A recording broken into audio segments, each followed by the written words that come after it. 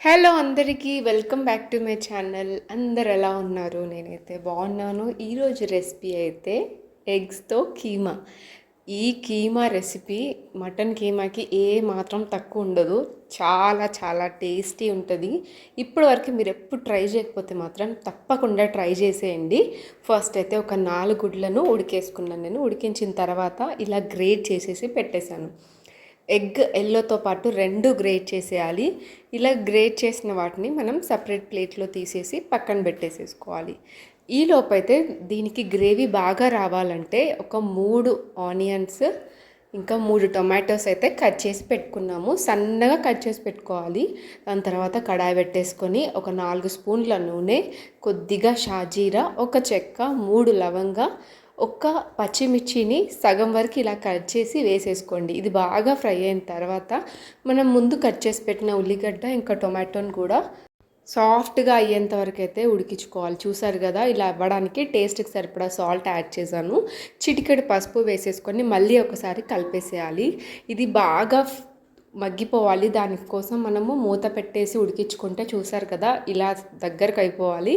దాని తర్వాత 2 స్పూన్ల కారం, టేస్ట్కి సరిపడా సాల్ట్, 1 స్పూన్ వరకు ధనియాల పొడి, ఒక హాఫ్ స్పూన్ వరకు గరం మసాలా సరిపోతుంది. మరీ ఎక్కువ అవసరం లేదు, ఎందుకంటే మనం ఆల్రెడీ ఇంకా చెక్క షాజీరా వేసాం కాబట్టి.